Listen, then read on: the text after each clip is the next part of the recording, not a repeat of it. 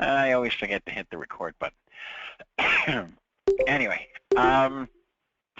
so we had some questions, and I wanted to just go over the questions that we got. So Ken, you sent me a couple of questions, and the first question is, what hardware do I need at the antenna end to attach my RG58? Actually, don't need much. So, for example, this is the simplest of all connectors, okay? And you use adapters like the ones here, okay, to turn it into RG58. So this is RG58 here. We use another adapter and an adapter. So this would get plugged in with these adapters to the RG58, and then you would take two pieces of wire and you just unscrew this, and you put one wire in here, you put the other wire in here, and that's your dipole. And that's in fact what I use when I'm out in the field or in my backyard, and I want to make a very simple dipole. So this is a very simple connector. It was $4 on Amazon, and you can use something like this. Does that thing have a name? Yep, it's a BNC to wire connector, and I'll send you the link for it. Okay. Okay, this happens to be a BNC connector. Okay, and basically what you do is you gotta, again, there's a million adapters. You would plug this in here to your radio.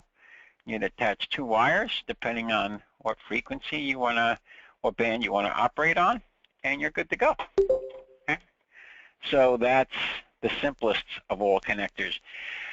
It's not the only one. There's literally a million different ways to connect your RG58. Here's another example right here. So this is a walkie-talkie, handy-talkie, and I want to use my outside antenna. So I use these adapters that are here, and I just made it a right angle so it's a little neater. And then I just plug in my RG58, and now my handy-talkie is hooked up to an external antenna. Okay, so that's the way that works. Let's see if I can. And the second part of the question was, I have a BON for security cameras. So a BON is a device we haven't talked about yet. And what it is basically a matching transformer. So it makes sure that everything is balanced in the system. We'll discuss it probably next class. But Ken wants to know if he can use a video. They make them from different devices. They make audio ones. They make video. They make them for ham radio. Can I use a video BON? Well, no. The reason you can't is because videos is set up for 75 ohm, and amateur radio is set up for 50 ohm. The most popular video ones are called humbusters, and they're kind of overkill for what you would need in ham radio. We'll talk about that a little bit more. Don't worry if you don't understand the concept. I'll have one to show you next class. So the answer I would say would be no, because video BONs are 75 ohm and amateur radio is 50 ohm, so it wouldn't work. And then next part of the question, I was asked about a specific type of antenna called a Moxon, M-O-X-O-N. And a Moxon antenna was developed by a gentleman by the name of Moxon. That was his name. And it's really interesting device. It's a very, very simple antenna. It's made with a couple of pieces of wire, and it's a box, basically a box. Okay, so I forgot to change my screensaver here. Hold on. Let me turn it into blank here. And let's see if I can just turn it into, hold on, how about, whoops, now we did it. Hold on. Should change at one point. Come on, here we go. So a Moxon antenna is very, very simple. It's very efficient. It's a great antenna. And the way it works is you just build a box out of wire, Okay, 2 pieces of wire. And you have a feed line here where you put your connector. And that's it. You put it up on a pole. Very efficient, great, simple to make. It gets a little tricky when you get up to the higher bands, but it's still a very, very good antenna. So the answer is yes. If you're interested in learning more about the Moxon antenna, M-O-X-O-N, just Google it, and there's a million different sites you can go to for that. Okay, so that was one question. The other question I had was, how can I differentiate between different types of interference, overmodulation? We're going to study that in this session here, so I ask you to hold on to that question. I should be able to explain it a little bit better, okay, after we've discussed Chapter 5. All right, so what I wanted to just bring to your attention here is, I hope everybody can see my little rig here in my office. So this is my power supply right here. And the reason I want to go over this is because they're all questions on the exam. Okay, so this is my power supply, and the reason I use a power supply is because power from the power company is usually very unstable.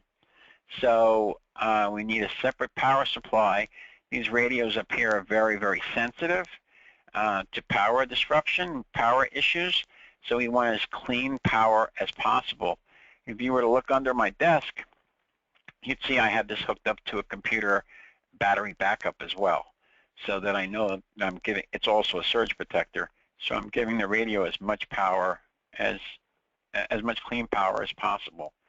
And if you focus on, I know it's hard to see, but if you focus on this needle, this will show you the amperage that I'm drawing. When I hit transmit, you should see that needle move up. See it? Okay. I hope everybody can see that. So maybe I can zoom in a little bit on it. I hope so. Let's see. Yeah. So this gauge here tells me what voltage I'm working at. 12 volts. Actually, radios operate most efficiently at 13.8 volts, so that remains constant. And this is how many amps I'm drawing. So, and when I hit the transmit button, I'm drawing more amperage. Okay, which is one of the reasons, this is the radio that you're looking at here is designed as a mobile radio, so it goes in your car, but it draws so much amperage that you cannot use a cigarette lighter, okay? Because if you do, the cigarette lighter inside the car just doesn't have the wiring to support that amperage draw, and you will burn up your cigarette lighter connection and probably damage your radio at the same time. So when you use mobile radios like this, they should be connected directly to the battery. Okay. All right.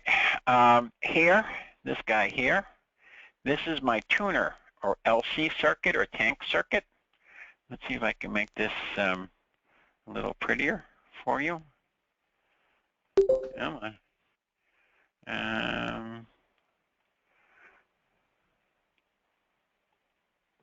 It's being not cooperative here.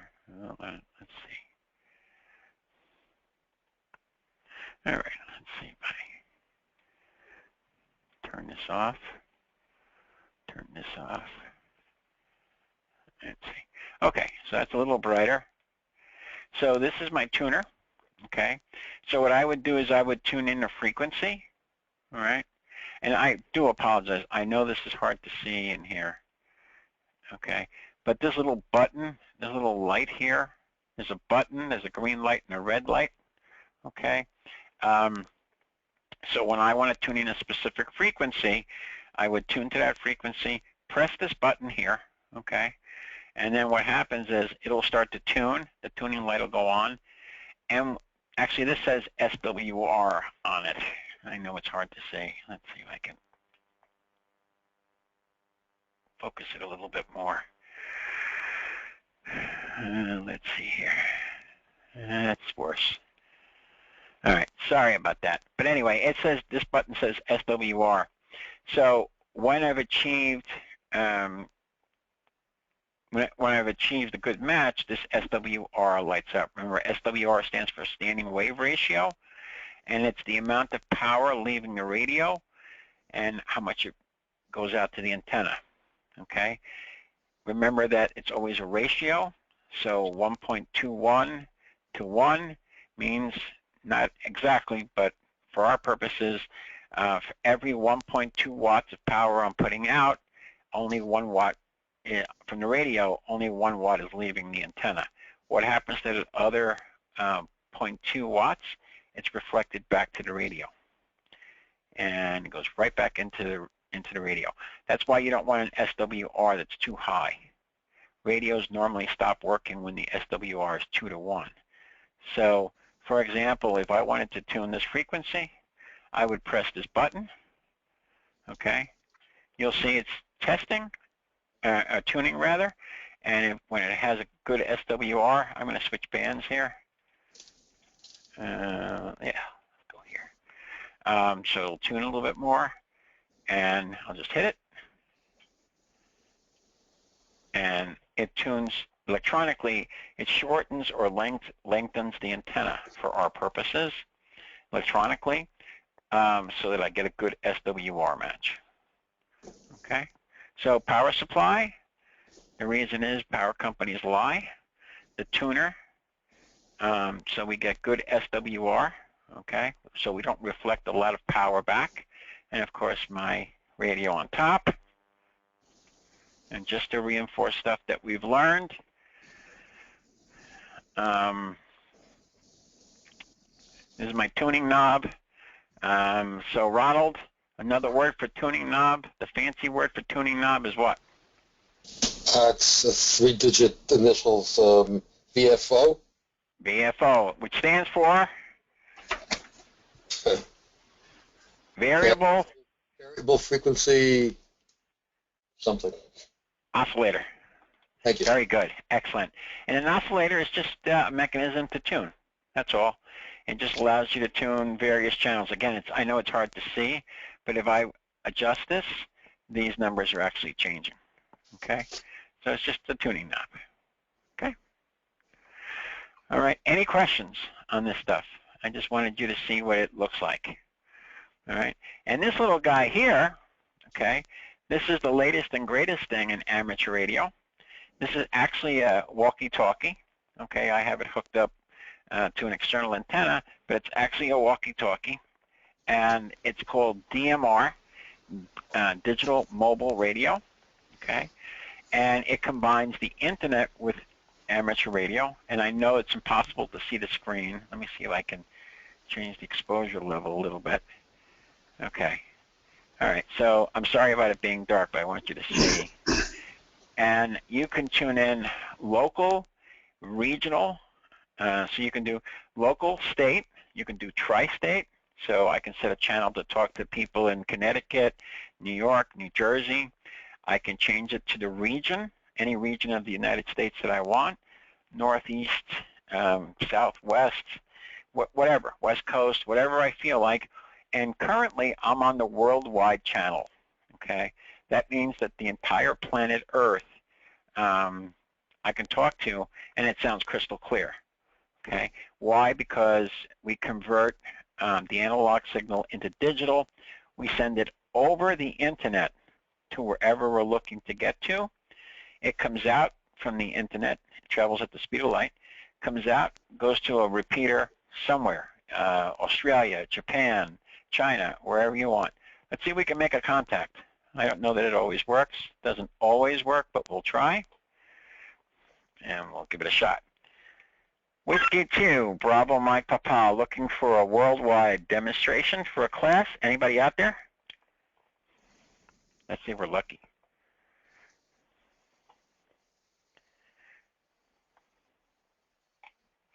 Yes, sir. 01 Lima Yankee Day. Roger that. This is Whiskey 2, Bravo Mike Papa from New York in the United States. Where are you, sir?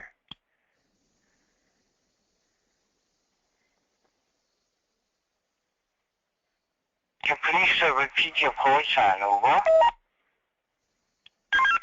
Whiskey 2, Bravo Mike Papa, New York in the United States. Where are you, sir?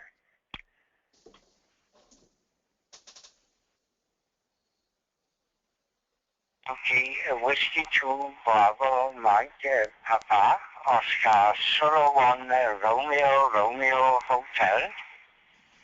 I'm in Denmark upon the island of Sen after Foxtrot, Yankee November, with Toyota number Europe 172, and my name is Roland. Whiskey 2, Papa, Mike, Papa, sorry, Whiskey 2, Bravo, Mike, Papa, Oscar, Solo 1, Lima, Yankee, Delta. Roger that, sir. Thank you very much for helping me with this demonstration in my class. We're giving a class on technician level exam, and I appreciate your returning my call. Have a great day. 7-3, sir. Whiskey 2, Bravo Mike Papa. Thanks again.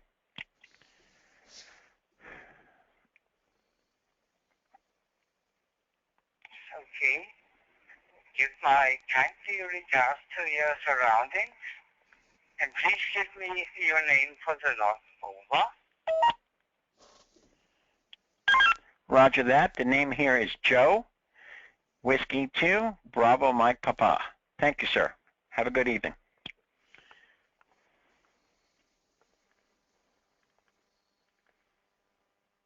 Okay, so this Okay, Joe. I wish you on a nice day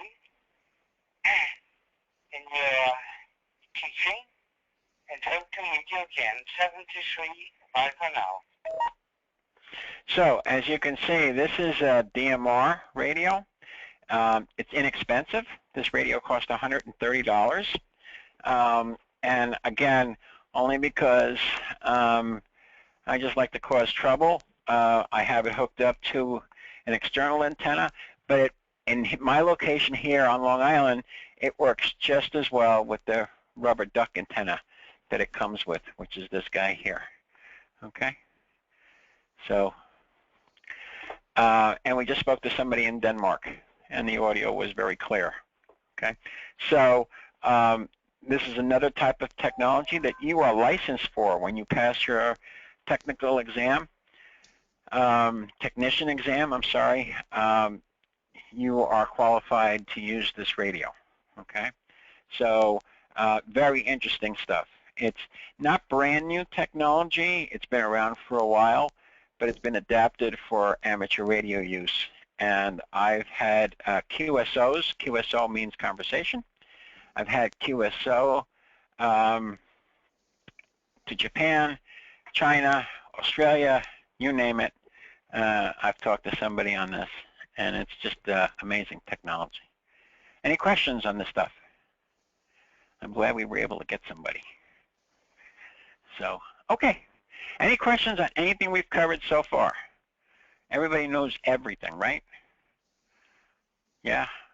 No problem? Hey, Gloria, are you in, does your mic work? Okay, well, say hello to me then. Turn on your mic. I have laryngitis. Hi. What? Okay. Well, then talk softly then. But I want to know if you can help me, because Okay. I forgot something. All right. All right. You know what, Gloria? I don't want to pick on you. If you're not feeling well, I don't want to pick on you.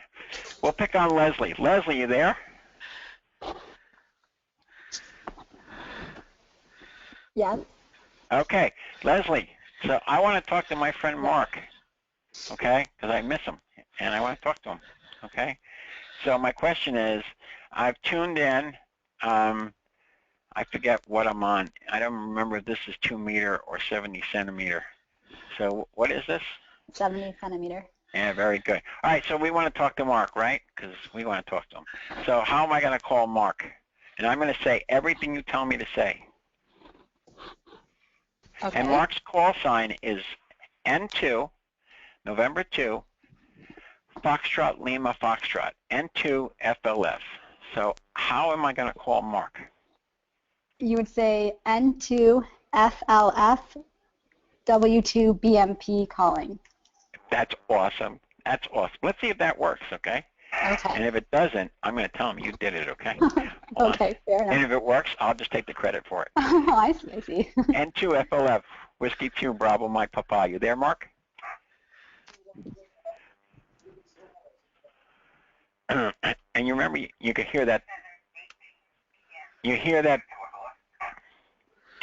Hey, Mark. Leslie was just giving you, for my class, was just giving you a shout out, and I wanted to make sure she got it right. I guess she did.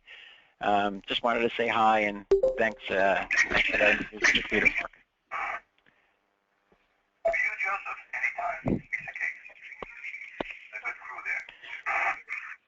Thanks so much, Mark. 7-3, Whiskey 2, Bravo, Mike, Papa, we're clear. Okay. All right, that's great. That's great. All right, but I have another question. So I'm tired of talking to Mark. I don't want to talk to Mark anymore. I want to go on 40 meters, right? And I'm going to pick on, somebody doesn't have their phone on mute. Okay. And I'm going to pick on Linda. Hi, Linda. Hi, How are you? I'm okay. How are you? Good, good. All right, so I'm on 40 meters here, right? And I want to talk to anybody. I want to talk to anybody in the whole world, right? How am I going to make that call? So I want people to know that I'm on here. I'm on 71. I'm right here. What? This is fine. All right, so I'm at 7.105. How am I going to talk to these people? How am I going to let them know that I'm here? What am I going to say? You say your call name. Okay. And you say calling. Okay. Anybody disagree with that? A little bit. Go ahead. CQ. One more. CQ. One more CQ. Yeah. CQ. That's right.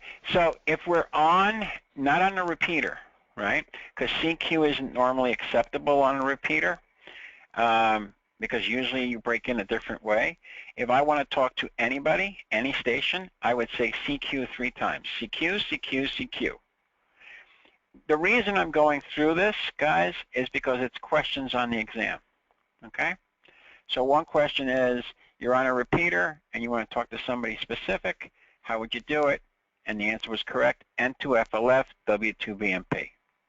You want to add the word calling, that's fine. N2 FLF, W2 BMP calling, that's how you would do it on a repeater. And on a repeater, you always hear that acknowledgement tone that we talked about. It goes beep or boop or whatever. Sometimes it sounds like a ship bell, and it varies. You'll always get an acknowledgement tone. So if I go back to Mark, okay, where is Mark? Mark is here. Listen for the tone. Question. I'm not going to modulate. I'm not going to modulate. Ready? So I'm just going to hit.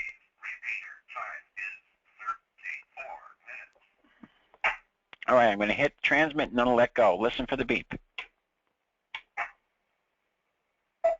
Hear that beep? That means that I tuned everything in correctly. I have my PL tone. I have all my information. The repeater's listening to me. If I want to talk to anybody, just make it, yes.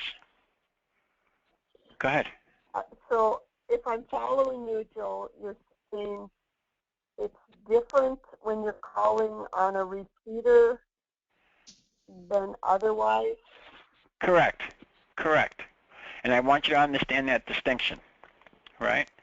So if we're on a repeater and we want to break into the conversation, let's see if we can find somebody. Okay. And I'm on this repeater right now, 146.850, which is my club's repeater, one of my club's repeater. And I want people to know that I'm here. I'll just say, I'll hit the button, I'll say, Whiskey 2, Bravo Mike Papa, listening. And I get the tone back. If I hear a conversation in progress, or there's a QSO in progress, okay, then I'll wait for somebody to stop talking, and I'll just give my call sign, Whiskey 2, Bravo Mike Papa. That's for a repeater, okay? If I'm on HF, or someplace, or simplex, or someplace that doesn't have a repeater, like here, and I want to talk to anybody, I'll just hit the button and say CQ, CQ, CQ. 3 of them. 1, 2, 3. CQ, CQ, CQ. Whiskey 2, Bravo Mike Papa. That's all I got to say. And if somebody's listening on that frequency, they'll answer me back. Right? So everybody understand the difference? Okay. Gloria asked me a question. How did you do that without modulation? I just didn't talk.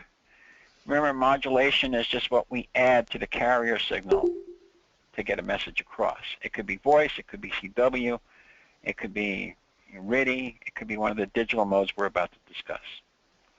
Okay? Everybody okay with that? So, on the exam, for example, so it will state the info if you don't. No, Gloria, the question was, how did I transmit without modulation? Well, I just didn't talk. Well, when I hit the transmit button, the repeater acknowledged that somebody was trying to reach it, but since I didn't say anything, there was no information transmitted. Okay? I hope that's okay. All right. So one of the questions on the exam is, how do you initiate a contact on HF, on 40 meters, 30 meters, 20 meters? And one of the answers is CQ and your call sign. That's incorrect. Okay? It's CQ, CQ, CQ, and your call sign. All right? Very important. We okay with all of this so far? Yes? No? Good so far. All right, cool. All right, so let's play with the manual here. Okay, and let's get over to Chapter 5. The problem with this contrast level is I can't see where the pointer is. All right, we're going to have to do it the old-fashioned way. Let's see. Okay. So, almost there. We talked about, last time we talked about propagation, okay, antennas, antenna fundamentals. There are a million, literally a million different types of antennas out there for you to play with. I encourage you to play with them all, depending on what your needs are and what you're looking to do with them, okay? We discussed polarization, we talked about radiation patterns, feed lines we talked about, impedance we talked about, SWR. Any questions on any of that stuff? You know what SWR means? You're good? All right. This is another very simple, this diagram here is a very simple way of connecting a dipole antenna, and it is in fact exactly how I have my dipole connected. So it's just ladder line because it looks like a ladder, to a little connector here, and with just 2 pieces of wire. Extremely effective, extremely simple. Goes up in no time, and very cool. Okay, we talked about radials, blah, blah, blah, and we talked about Yagi antennas. All right, that's what they look like and how directional they are. And then we talked about dish antennas and that kind of stuff, right? If you don't understand any of this or you have a question on some of it, let me know. Okay, we talked about the different cables you can use. Remember that the cables that we're most interested in is 50 ohm cable. We can work with 50 ohm without any transformers or anything else. Okay, and the longer you make the feed line, so that the longer you make the cable between the radio and the antenna, the more loss you have. Okay, that's just the laws of physics. So you got to be careful with how long your cables are. The connectors, I showed you a whole bunch of different connectors. There are a million connectors, a gazillion of them. I think I own all of them. Every radio has a different connector. in different configurations. So I don't have any shortcuts for you. The most common one is this PL259 connector. That's for the big base station radios, but the little ones, the handy talkies, they have all different ones, and your antennas will have all different connectors. Joe, Okay, cool. Joe, quick question. Sure. With your dipole antenna, okay? Yeah. Do you have that tucked away inside your house? Do you have that outside your house? I have four dipoles in my house. Okay, so one I have. So I'm going to give you that Reader's Digest version of my house. So my house sits on a lot here. It's an unusually large lot for Long Island. It's actually 280 feet by 140, which is huge for Long Island. And I have a fence running here, so my house is fenced in. And my actual house is here, okay? And this is my backyard. And this is my pool, and I have my koi pond here, and we have a greenhouse here, okay? So what I did was, and this is the fence that surrounds my property, what I did for the outside dipole, so I work out of a rear-facing room. I have my radio in here, and these are fence posts. It's just a chain link fence, right? Pretty one, but it's a chain link fence. It has all these posts. So what I did was, and on this side too, so what I did was I took the cap off of one of these poles, and I ran one side of the dipole. I put a plastic pipe, PVC pipe inside the fence post, long pipe, maybe 20 feet high, and I have one side of the dipole hooked up here, and I have one side of my dipole hooked up here, okay? You could also do it this way for a little bit more space. I have one dipole that's like this, okay? Now, that's not really as efficient as this this dipole, and the reason is this angle is not 180 degrees, so the radiation pattern isn't so efficient. All you do is, if you're going to run a dipole this way, remember that the angle between them must be greater than 105 degrees. If it's less than 105 degrees, you start getting, it starts acting funky, okay? You get spurious signals, you get overlapping radiation, so that's another dipole that I have. Then I have another dipole underneath the gutters, and this is my front room, and that's where I'm talking from right now, okay? And I have one dipole running underneath the gutters, a short dipole, and that's what we're working with right now, okay?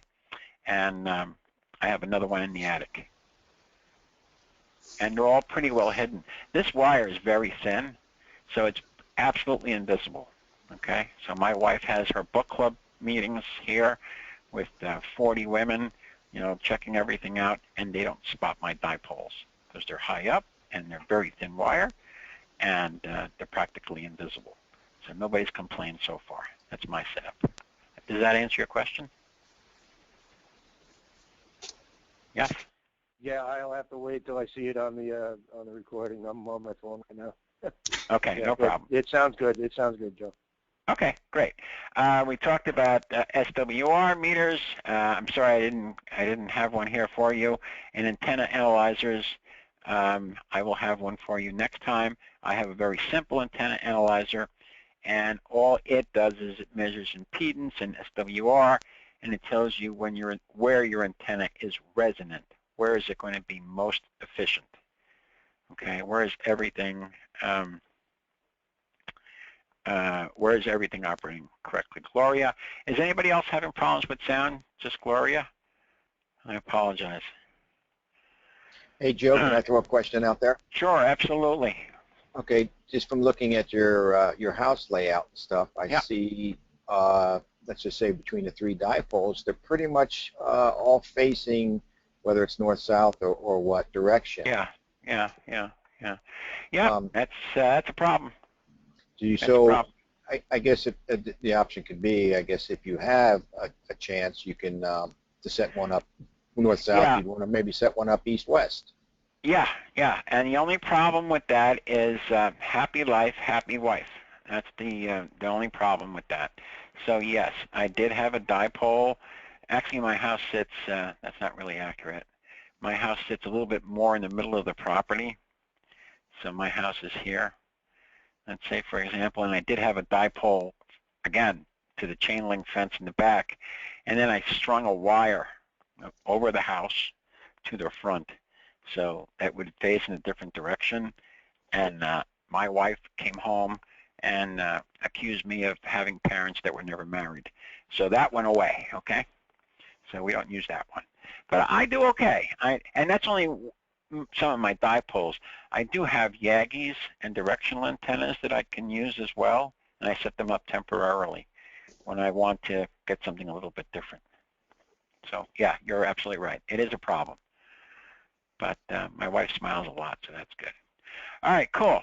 We're going to talk about the actual equipment. I showed everybody some video of my equipment, and here's our receiver, the quintessential receiver, and they talk about all mode receivers. What that means is not all receivers operate on all bands, okay? Some of them only operate on HF. Some of them only operate on 2 meter, 70 centimeter. It depends on what you have. For example, I own a specific type of radio, which is the Rolls-Royce of radios. It's called Electrocraft KX3.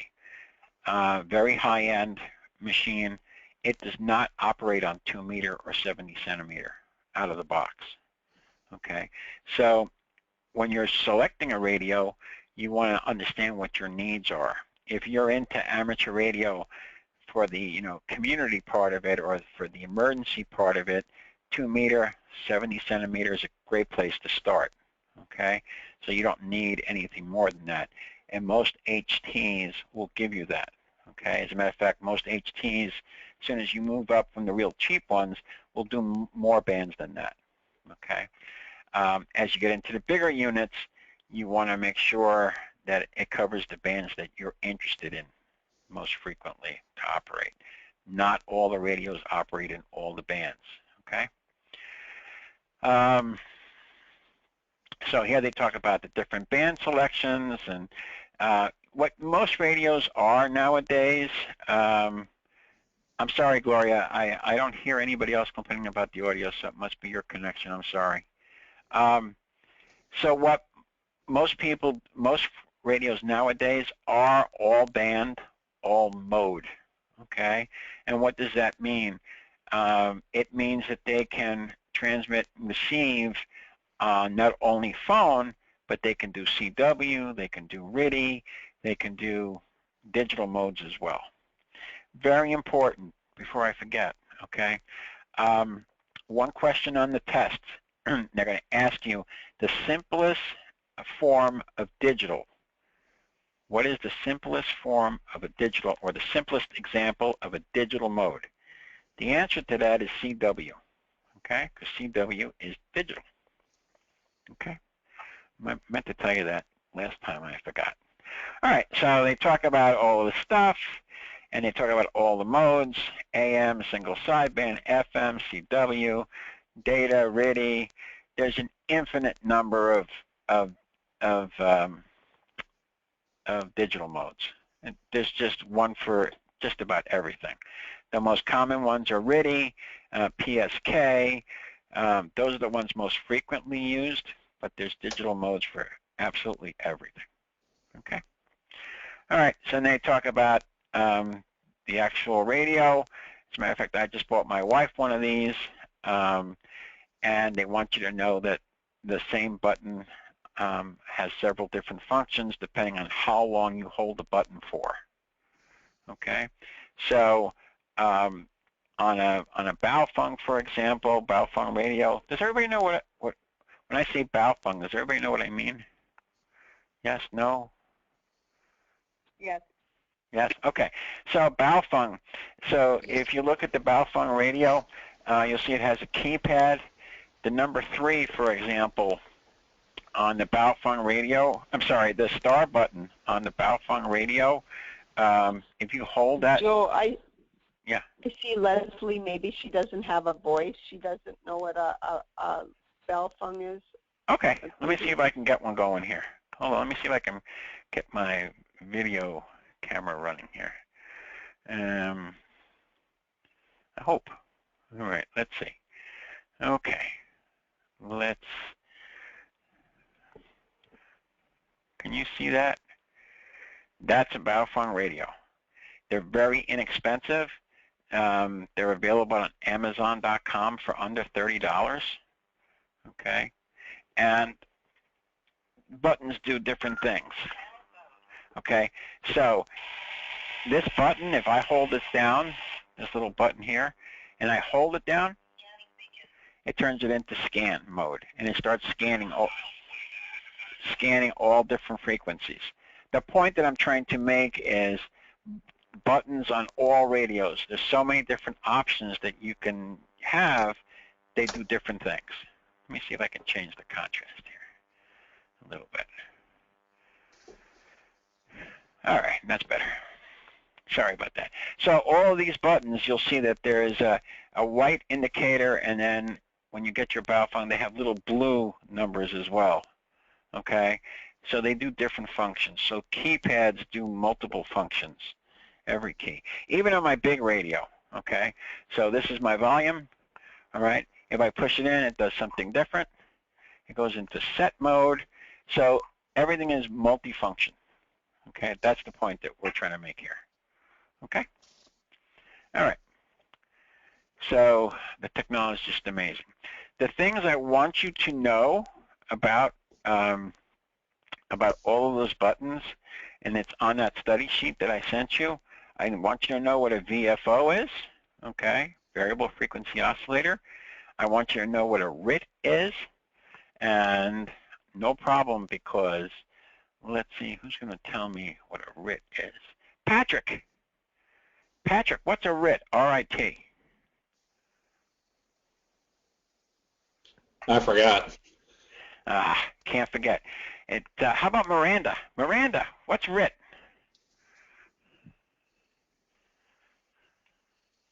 I'll give you a hint. You want a hint? Hints are a quarter, by the way.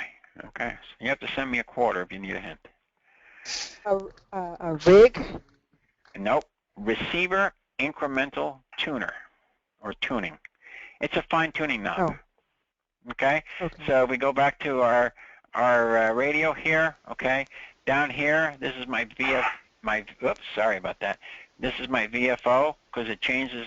I want you to look at this top number, right? So my VFO is this, because it tunes it in large numbers. See those numbers going up and down? Okay? And my RIT is this, fine-tuning. That's my receiver incremental tuning. Okay?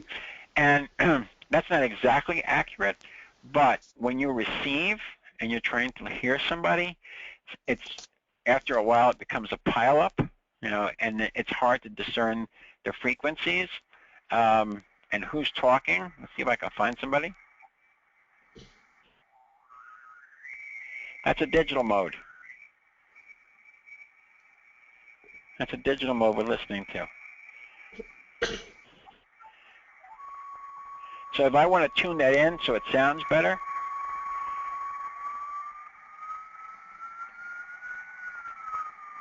you hear the difference?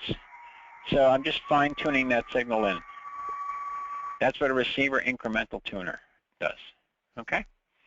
All right. They make it sound so complicated, and it's not really complicated at all.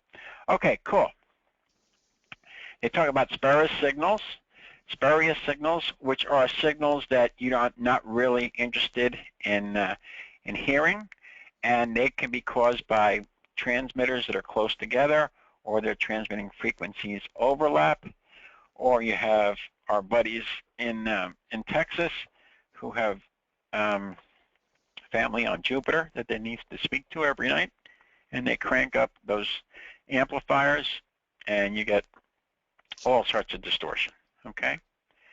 They also talk about overmodulation, and overmodulation I'm going to demonstrate for you right now. Ready? That is overmodulation, where the signal you're sending is just too much and it becomes distorted, okay? The easiest way to handle overmodulation is back away from the mic a little bit, okay? Does everybody understand that? So one of the questions we had is, how can you determine if you have a spurious signal or overmodulation? Overmodulation is pretty easy to detect, okay? It's when it's overpowering. Spurious signal is you'll hear interference, and you'll hear a whole bunch of strange signals coming from all over the place, okay? All right, so this is amateur radio, what it looks like. This is what my radio looks like. And I use a desk microphone. You can use a regular microphone. Everybody knows what a key looks like. There's two types, okay? This is known as a straight key. It's the old-fashioned dot. And then this one is called an iambic key. You know, one finger operates the dots, and the other one operates the dashes. Faster way to transmit, okay? And I promise next class I'll show you some of my keys, all right, that we use for CW.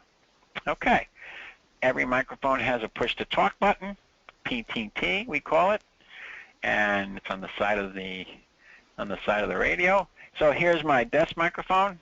You can see that. I push this button to transmit, and I have all these other buttons here that are just really for show, just to impress the ladies when they come over if they're not ham radio operators, okay? And this is a push-to-talk microphone. Button here, I hit the button, I'm transmitting. Okay, we call this a PTT. Okay.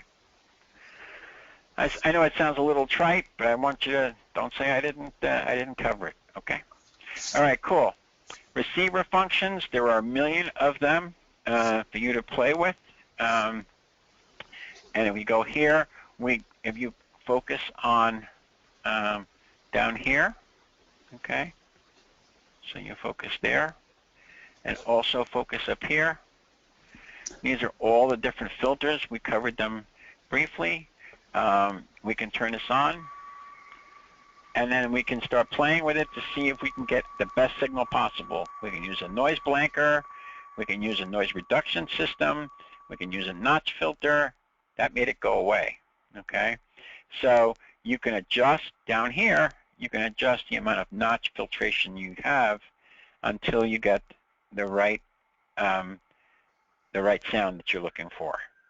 This is important when you're talking to faraway stations that are far away, or the atmospheric conditions change, the propagation changes in the middle of a QSO, in the middle of a conversation. There are things you can do on the receivers to improve reception, okay? This is what one looks like. This is an attenuator right here in case, this one right here, I don't like that. An attenuator in case your signal, in case the signal you're receiving is overpowering. Sometimes it is. Sometimes it's the person transmitting. He has a lot of amplifiers. Sometimes the way the signal bounces off of the ionosphere will cause that.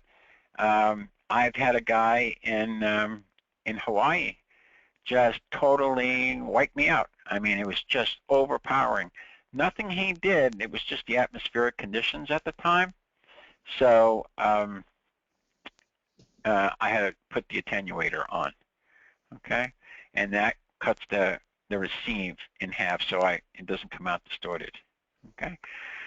The point is there's a million different buttons for you to play with. That's the point, okay? And squelch, okay? Let's talk about squelch for a second. Let me tune something in here. So this is just noise, but I want to monitor this frequency, right? So this is just noise, and I want you to, if you can, let's see if I can All right. So I want you to focus on what I'm doing here, and it's hard to see, and I apologize. This knob right here, okay?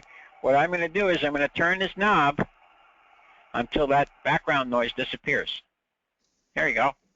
I'm still tuned into the same frequency, but I've turned up the squelch. And the squelch is nothing more than a filter to cut off the background noise. So I don't have to sit here and listen to all night. Okay? All right. I hear somebody in our repeater. Let's make sure it's not a net.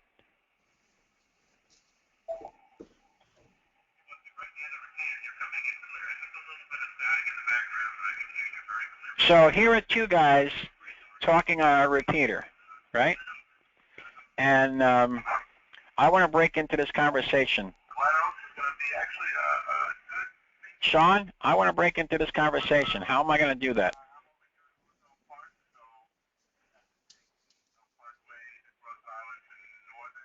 What am I going to say? You'll say QSO with your call sign whenever you get a chance. No, I'm on a repeater. So really, all I need to do is wait for a break in the conversation, and then just my call sign. That's all I really need to do. Okay. So let's wait for the break, and I'll call in.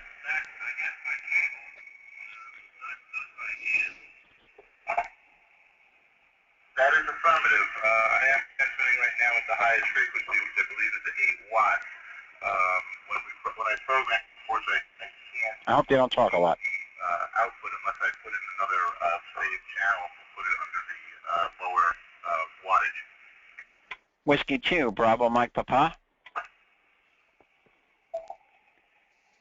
Breaking station, go ahead and give it back to Andy. Thanks for the break, guys. This is Whiskey 2 Bravo Mike Papa. I'm just giving a demonstration to a class on how to break into a QSO on a repeater. Sorry for the interruption. Thanks for your courtesy. Whiskey 2 Bravo Mike Papa. Have a great day. 7-3. No problem, Joe. It's always good to hear your voice. There's a new ham over there, technician class in Ozone Park area. And just welcome you in there, wondering any assistance from you. Roger that. Thanks again, gentlemen. Have a good evening. Whiskey 2 Bravo Mike Papa. We're clear. Okay, so that's how I broke into the conversation. That's me.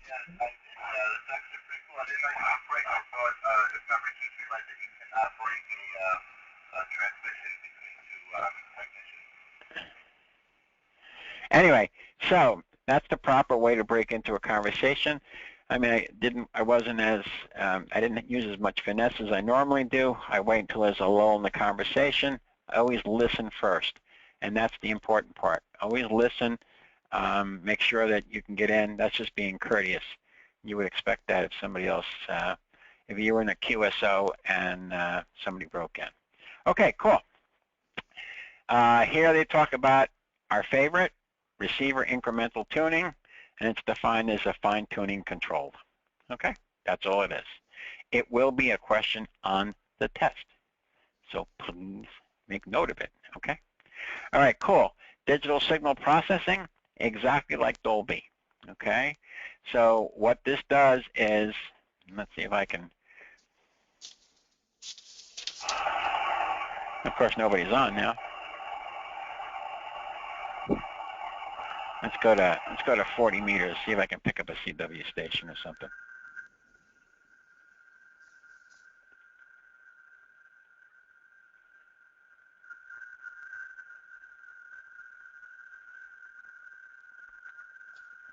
And let's try. I'm on 80 meters now, and if I want to reduce the noise, I can just add this and increase the filter, and you can see how much clearer it sounds.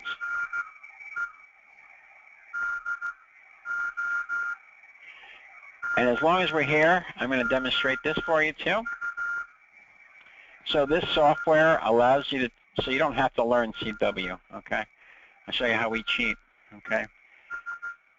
This is hooked up to my computer, to the sound card, and this is called a waterfall down here, okay? And in a couple of minutes, when the computer catches up, you'll see it'll start to decode the CW. This is CW that you're listening to. There we go. Everybody see that red line? It takes a couple of minutes for it to start to really read it, but after a while, it's garbage at the moment, but it will start to decode it.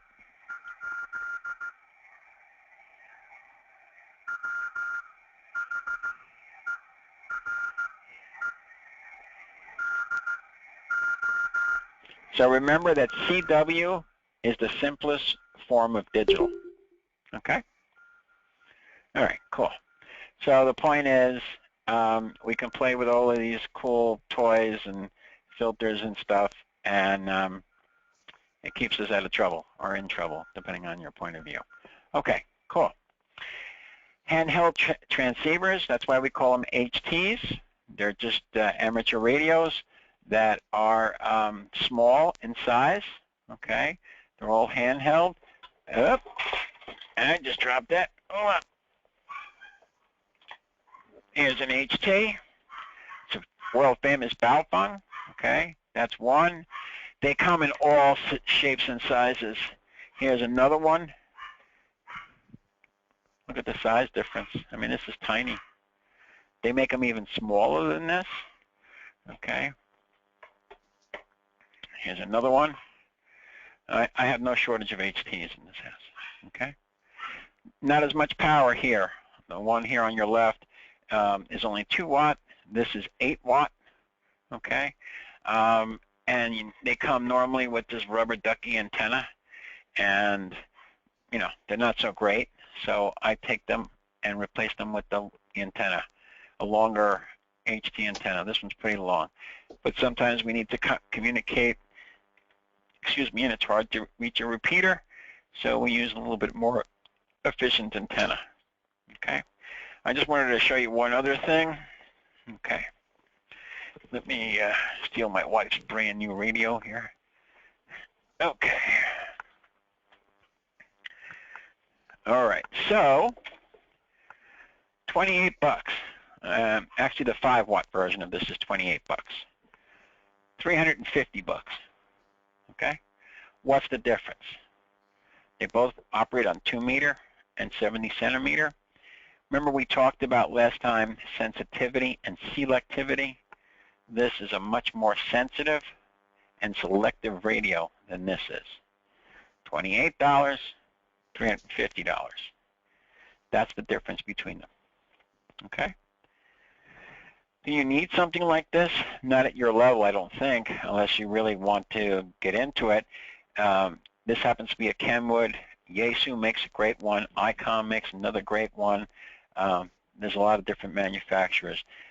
The more expensive the radio is, it's like anything else. You get what you pay for.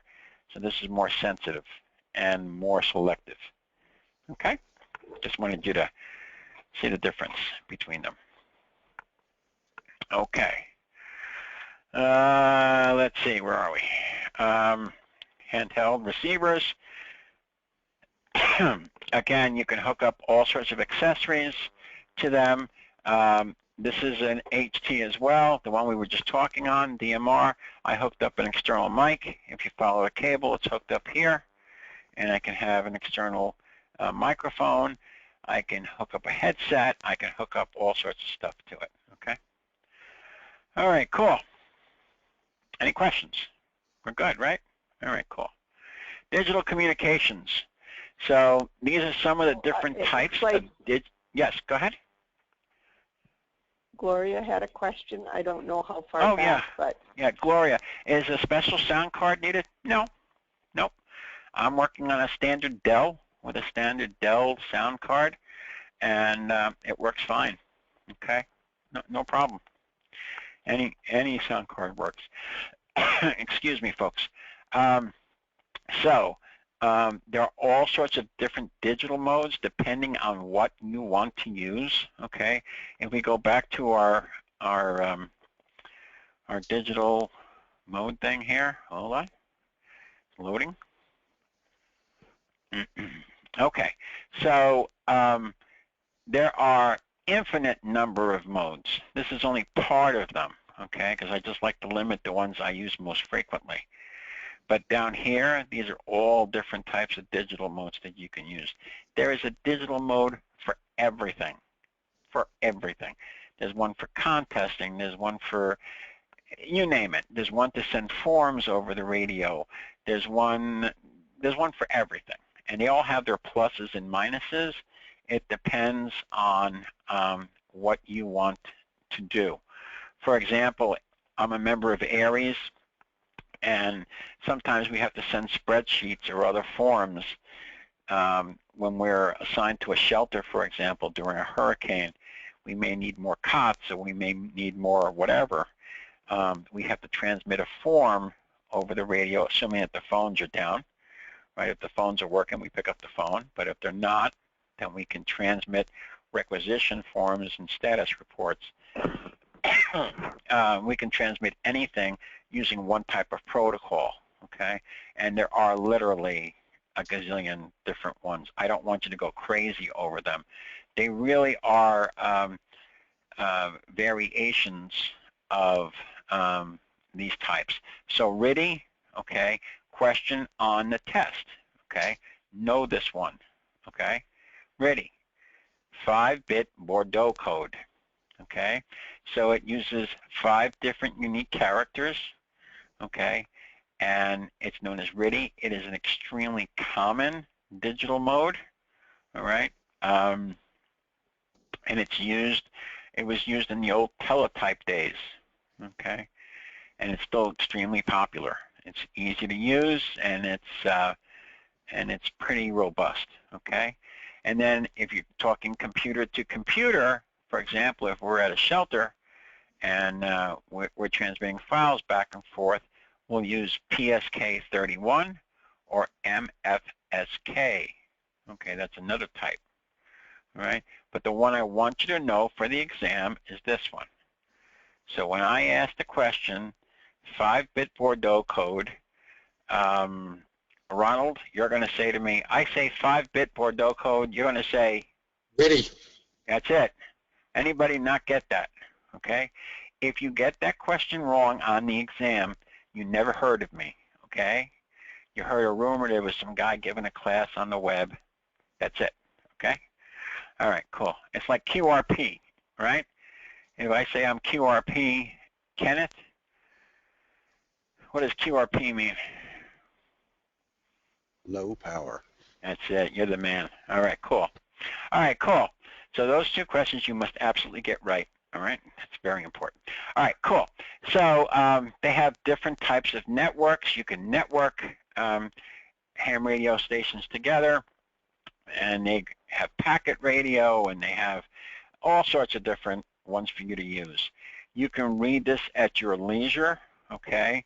There isn't too much on the exams about them, other than anything you transmit on a digital mode has a header, and then it has data, and a lot of these have error correction.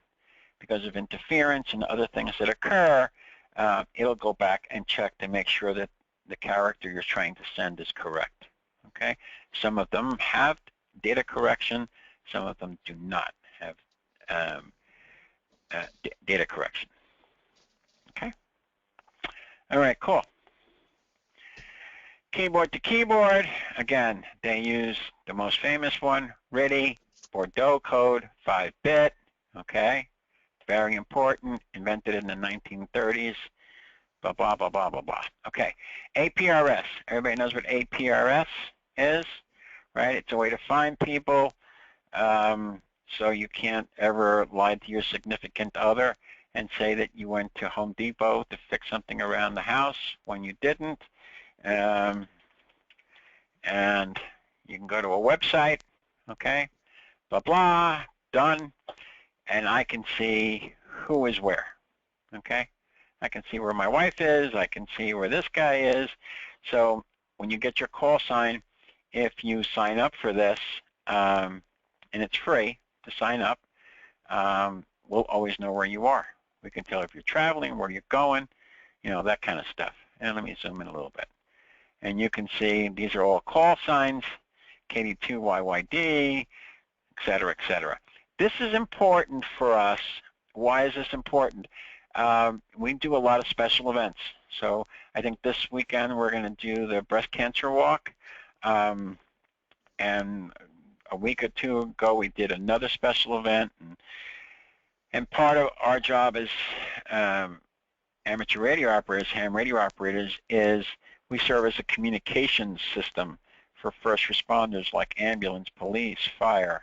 So heaven forbid there's a problem, we can report it and get people help right away.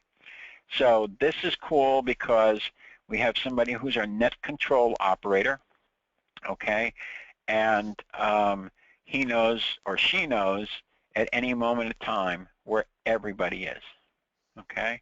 So for example, let's see if I went too far. So this happens to be Matt. This is a friend of mine. Actually, that isn't Matt. Matt is here, okay? KD2YDT, and he's an emergency coordinator. And right now, he's right by Shelter Rock Road in Manhasset. And I can do that for any place in the country, okay?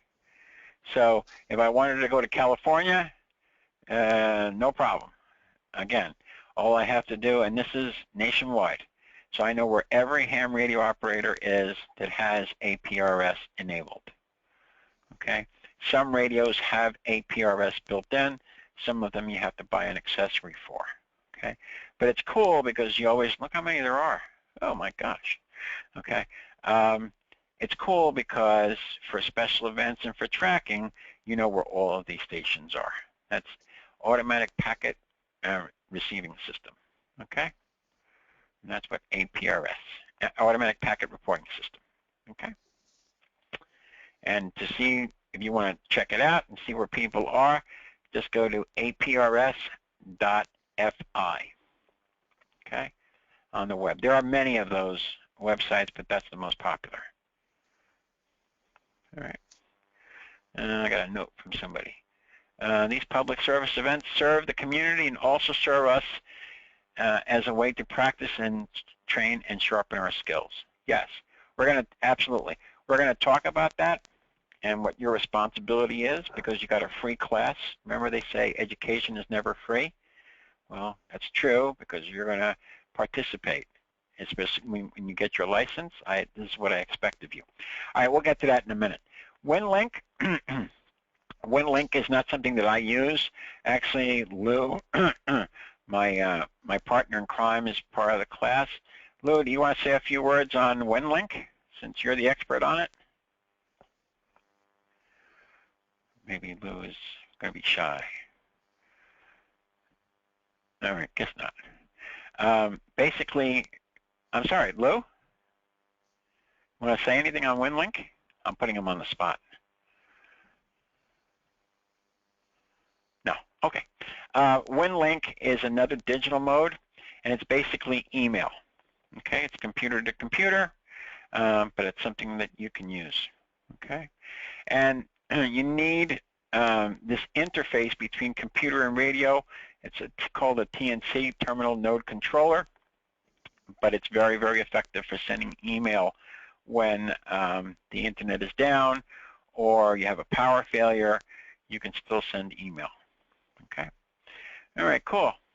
And this is what they talk about, this TNC. This is a device you need, okay, that goes between your computer and the radio, and it allows you to do all sorts of cool stuff. Okay.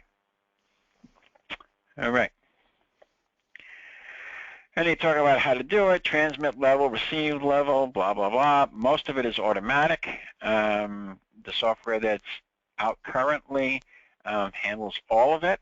The software that I use, Ham Radio Deluxe, handles all of that information for me. If we look at the digital mode, once again, we'll go back to it. Okay. You'll see that the sound card level is here. It's adjusting the audio level here. When I go to transmit, I will Let's see if I can get something better here. Hold on. See if I can go into pure CW mode. See if that makes it a little bit easier to read. Anyway, it's not usually this garbled, but anyway, guess not. I don't remember where they were. Anyway, so this sends the sound level. Also, if I want to transmit on this frequency, all I have to do is type.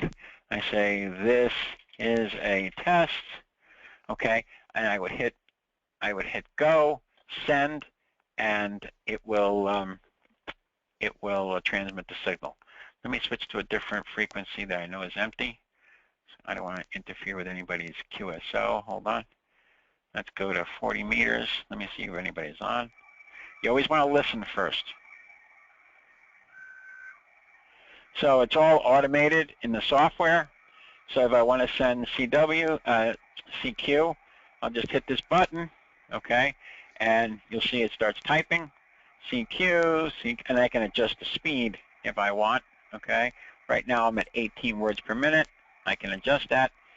DE means from, okay? It's just shorthand, W2BMP, okay? And it will repeat it. I'm not really transmitting at this moment in time, but I could certainly activate it. And it's an easy way to talk on or communicate on CW. Okay. The point is that the software does most of the work. You don't have to do too much of it. So it's pretty cool. All right, cool. Are we okay with digital modes? Yes? All right, and another way to do this is you can use the internet. And the internet uses a special type of repeater, and that repeater is hooked up to the internet.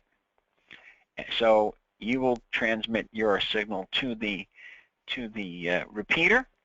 The repeater will send it out through the internet to wherever it is you wish to go. Doesn't matter. It travels at the speed of light.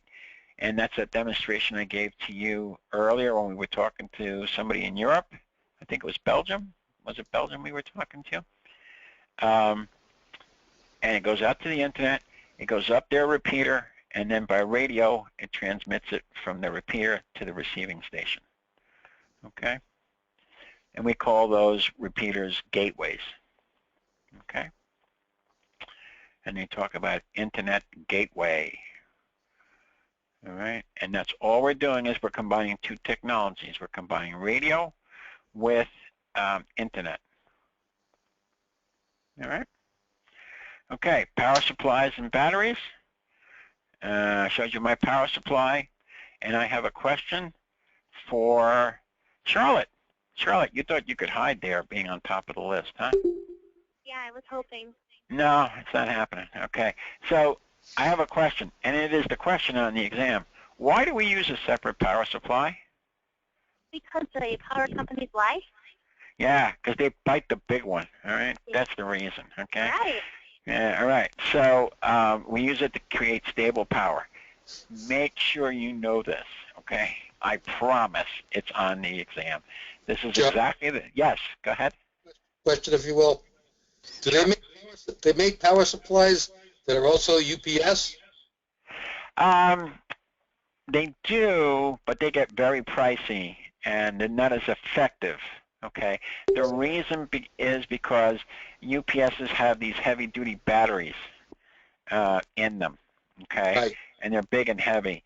And power supplies, you may not want to do that, okay? And it also creates heat, and there's a bunch of other things in there. The main reason we learn about capacitors and inductors, remember those? Yes. Because at one point, you're going to open this bad boy up. You are going to forget about the capacitors. You're going to stick your finger in, and it's going to ruin your entire day, okay? So we don't want, when we pull the power off of here, off of this power supply, we let those capacitors tend to discharge over time. If we had them constantly hooked up to battery, they could pose a problem, okay? UPSs have their own capacitors in them. we want to have a separate power supply. The answer is no. We don't recommend that. It's not really recommended for safety reasons and for weight reasons. Okay. Okay. Mobile power wiring. The question that they're going to ask you is, I want to put this new radio into my car. How should I hook it up? One of the answers is via the cigarette lighter. No, no, no, no, no. Okay? It gets connected directly to the battery. Why? Because they draw a lot of amperage, and you'll blow up your car. Okay? Generators and inverters. Okay? It's important that you understand that generators do provide you with power. It is not the same as the power that comes from the wall. Okay? I'm not going to get into the differences between them in this class. Just know that they are not the same. Okay? You can use an inverter. Okay, that's where you plug that into your cigarette lighter, and it's a box, and you can plug 110 outlets, things into there. Again, not the same. Okay? Is it usable? Yes. Okay, but understand that again, they are not the same. Okay? And the main reason is the power output isn't regulated well. There's also phasing problems and other technical issues which I don't want to get into, but understand that there's a difference. And that's why we practice. Remember we told you about field day? We practiced this the last weekend of June, and we're now allowed to use wall power, and we use generators and inverters and solar energy and that kind of stuff. Okay?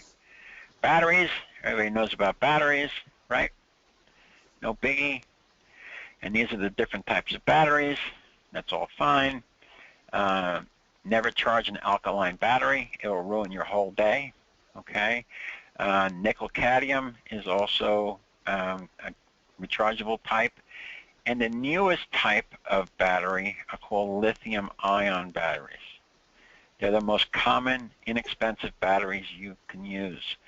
All handy talkies made in the world today use lithium-ion batteries.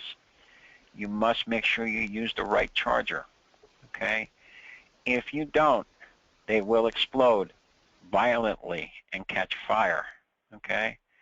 So never use any charger that is not designed for lithium-ion. I had one guy down the block, lithium-ion. He tried to charge it with an automobile car charger. The explosion was memorable. Okay, good thing he wasn't anywhere near it. So lithium-ion batteries are great. They have a great power cycle, power curve, but make sure you charge them correctly. Not on the test, okay, but it is on the general exam, okay, and they talk about charging lead-acid batteries, such as the ones in your car.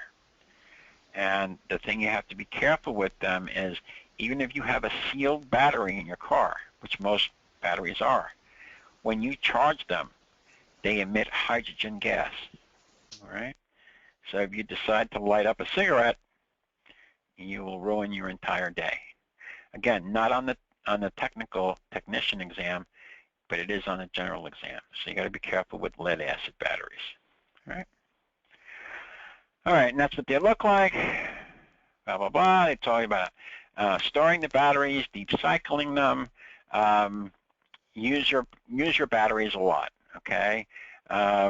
It's what they're designed to do. And they have a certain lifespan, maybe 300 charge cycles, maybe 1,000 charge cycles. It depends on the battery and the quality of the battery. But definitely exercise your batteries. They're like human beings, okay? All right, cool. Drop-in chargers. Most radios have these drop-in chargers. I'll have one for you to look at next class. And you just basically take your, it's like a cell phone, like a household wireless phone. They pop into a little charger there. Okay. Filters, not so much anymore because there's cable TV all over the place. But one of the things that amateur radio operators were notorious for was causing interference with television signals, okay, or household wireless phones, okay. And what I'm telling you is that there's different filters that you can use, these little low-pass filters. Those are the gray, round things that you always get when you buy a new appliance. It's called a ferrite core, and you always don't know what to do with, and you end up putting it in your junk drawer. That's what one of these guys are. You can also buy high-pass filters if you are using something other than cable, and your next-door neighbor knocks on your door and says, every time you hit transmit, I can hear you on my TV. You would use one of those. You could use a low-pass filters. We don't want to interfere with TV. But what you can't tell them is, next time there's an emergency and there's no phones, no problem, come to my house. I can get you through. No problem. So, but that's what we use for RFI. RFI stands for radio frequency interference, okay? There's two types. Please know them, okay? Remember that we have that Q code, right?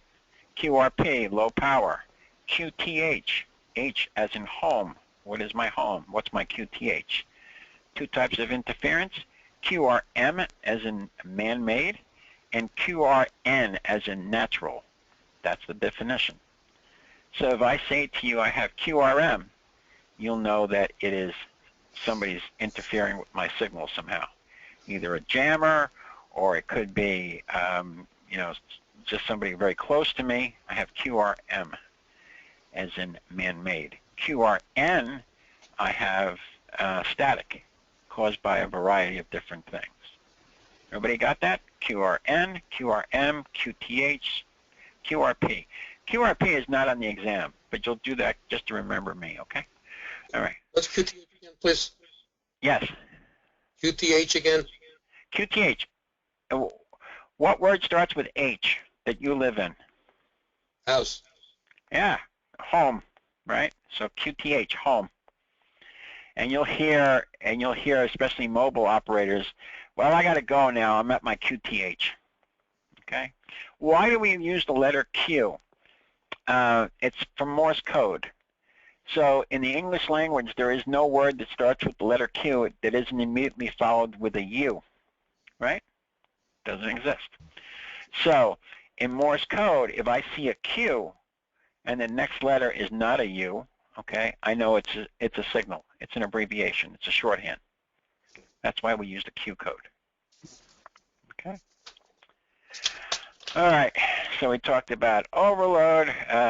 And again, this is all types of different interference that you can have. Another one that they love to talk about all the time, and it's on your exam, okay, that if you're in your car, this one right here, ignition noise caused by motor vehicles. If you put in your radio and you hear a whine, it's because of your ignition system, and you need to put in a filter. There are 5 different exams. It's on all of them. Okay? So that's a freebie. So if you hear a whine, it's because of the ignition system in your car. Okay? All right. RDF, unknown signals. Sometimes you'll get signals from all over the place. There is interference that occurs from heaven knows where. Sometimes you have to just deal with it, okay? There are some whack jobs out there that buy these cheap, inexpensive radios and love to fool around. It just happens, okay? The best thing you can do is just ignore them completely. Do not engage them, okay? And they go away soon enough, all right? All right, cool. And they talk about these guidelines, you know, be a good neighbor, especially if you get into higher powered radios. Be a nice guy or a nice lady, and don't upset your neighbors. All right. All right. Part 15 rules. This covers unlicensed use of radio frequencies. They are not on our frequencies generally, and if they are, they're very, very tiny as far as power. So the lowest you can turn down an HT as a ham radio operator that I know of is about 0.5 watt, okay, half a watt. These radios, such as the radios you buy when Radio Shack was around, Radio Shack or Home Depot or Walmart or whatever, they're at 250 milliwatts. So it's, you know, so milliwatts, thousands, it's 0.25 of a watt, 0.025 of a watt. They're very low power, and they don't travel very far. And they're covered under Part 15. Examples of that are GRMS radios that you can buy in Walmart or Costco or whatever. All right. Grounding, very important. Okay. And the reason is because you're going to be dealing with higher power, and you want the cleanest signal possible. So if you move up to, you know, a regular stationary rig, or even a high-powered mobile rig, you want to make sure that you're grounded correctly. All right. The question that they will ask you on the exam is, all of your equipment should be connected how? The answer is to a common ground. This is the ground wire. Okay. So how do you connect your equipment? To a common ground. Okay. And that keeps things nice and even. There is a phenomenon called the differential of negative ground potential, and that's very fancy, okay?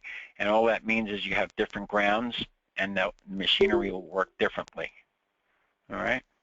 So you want to hook up your machines to a common ground, all right? And as long as we're talking about grounding, keep all the connections to ground as short and direct as possible. A question that they love to ask you is, can I make a right turn, a sharp turn with a ground? The answer is no. Why? Because the ground won't be effective that way. All right. All right, that's the end of that chapter. Any questions? All right, we're going to go through Chapter 6 really quickly because you already know this stuff because we just did it, okay?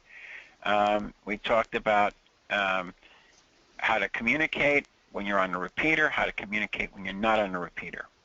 This is the ITU accepted phonetic alphabet. It shows other people that you are a pro, all right? So my call sign, for example, all right, is whiskey. Let's do this. So mine is whiskey, the number 2, right? Bravo, Mike, Papa. All right? Strongly recommend that when you get your license, you learn how to phonetically say your call sign, okay?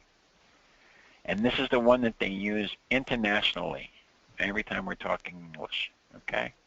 So it's important for you to know this, and you will. It seems like a lot, but actually it comes through pretty quickly. It's the same one the pilots use, so it's kind of an international thing, all right? Then we have this thing called the RST system, okay? For the most part, it's kind of helpful, and when we talk to somebody, okay, we talk about how are they as far as readability is concerned, can we hear them, and how strong the signal is, all right? When you are on a contest, so that we have contests to see how many people we can talk to at the same time, at least it seems that way to me. You'll say, somebody will be saying, CQ, CQ, CQ, Whiskey 2 Bravo Mike Papa, how do you read? And then the next guy will come in and he'll say, okay, whatever the call sign, N2FOF. And the guy will say, okay, I read you 5 by 9. Well, what does that mean? That means that he was perfectly readable and extremely strong signal. In a contest environment, everybody's 5x9. Everybody. Okay. We don't use a tone too much. Okay, anymore. But when you really want to, and it's a subjective thing. Okay, it's a subjective thing. So if you want to talk to a friend of yours and you want to make sure his radio or her radio is working correctly, you would say, I'm reading you 4x5 or 4x6 or whatever, wherever your interpretation is. Okay, and again, it's subjective. And you want those signal reports, especially when you start talking long distance. Okay, and that's called the RST system. And that's how we report signal strength. All right. Okay, power level. The law says, oh look, QRP, my favorite. Okay, the law says that you need to use the minimum amount of power to get your message across. All right. You will see as you get a little bit more into it that power does not is no substitute for technique. All right, it is not. And remember, antenna, incredibly important. All right, so I'm not interested anymore on transmitting at 50 watts or 100 watts. Anybody can do that. Okay, I like running the power low, and as a matter of fact, experienced radio operators will turn down their power. Number one is it saves power if you're on an HT, handheld transceiver. And if you're on a base station, it makes you actually more readable. All right? That's my philosophy. And I know Lou is monitoring the class. I know that's Lou's philosophy. So even though we have 100-watt radios, we'll turn them down to 5 watts because we don't need to go any more power than that. There are those, however, that do not share our philosophy. Okay? And if you remember the first day of class, I showed you the picture of the guy that has 75 million amplifiers. There are people like that that need to be heard. But generally, you want the minimum amount of power. All right? All right, locators. So locators are, look, they talk about QTH here. My QTH is. Okay, so there's a universal grid square, which we'll talk about at next class, and it will identify exactly where you are on the planet Earth. So we've divided the planet Earth into these grids, and they will tell that person, the person that made the contact with you, approximately where you are. For example, the headquarters for the ARRL is located at FN31. Okay, so we use these squares so we can identify where we are and where we're not. Okay, one thing that you can do, and I'm going to handhold this guy here. These are QSO cards. These are just some of my cards, right? So when you make a contact, it'll identify what grid I'm in, okay, and who I spoke to and when I spoke to them. And you trade them electronically. And it's pretty cool. I have some from Israel, I have some from Egypt, I have some from all over the place. The purple one that's 4x4, this one here is from Israel. And this is, I keep them on the wall for a period of time, and then I kind of take them down, put them in my scrapbook, and then start again. All right? All right, cool. So the grid identifiers is a good way to identify where that person is located on the planet. Okay. All right. Appropriate topics.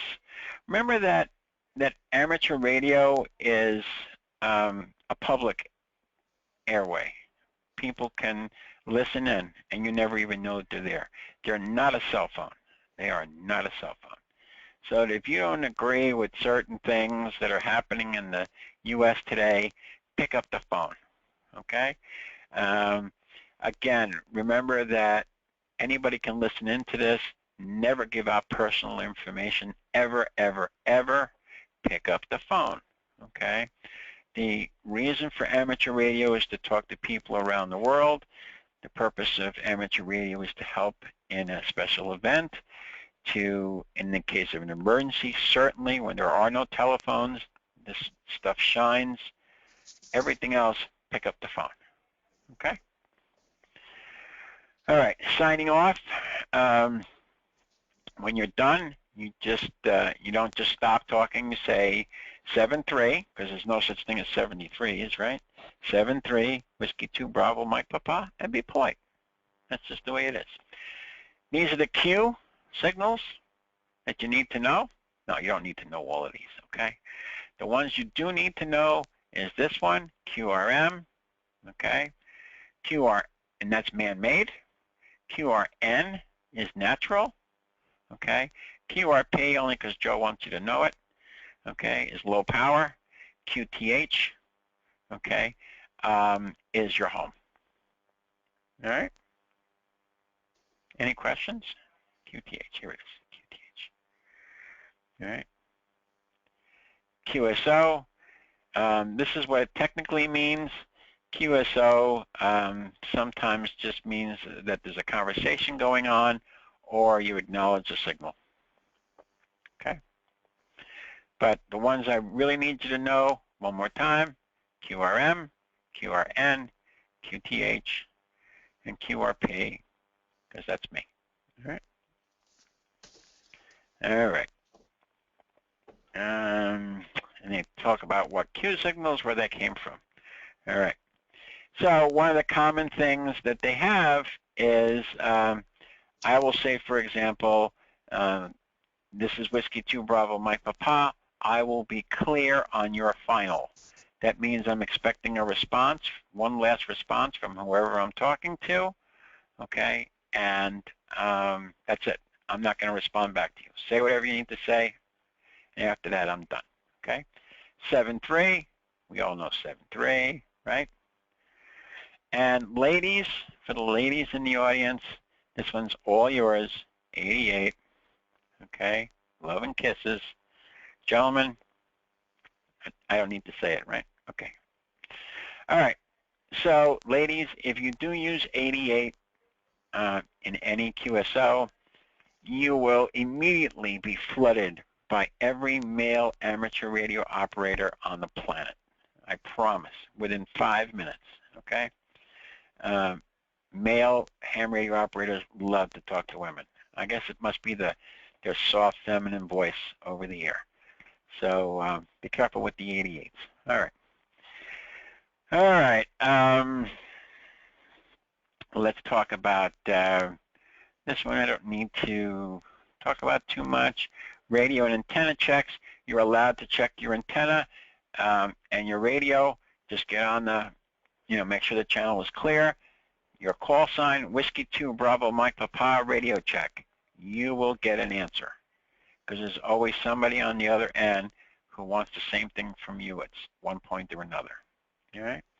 So just say your call sign, and they may ask you to say count 5, 1, 2, 3, 4, 5, just to get a general understanding of how your radio is working, and that's it.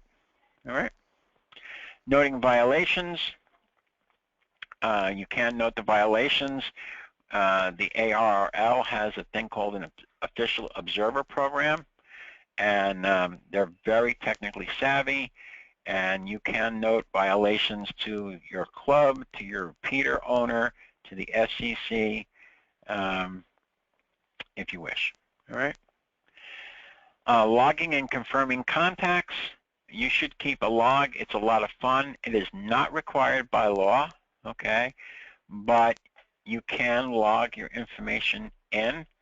And again, most radio programs have automatic logging systems built into them as well, and you can trade logs, and you can upload it to a thing called Logbook of the World.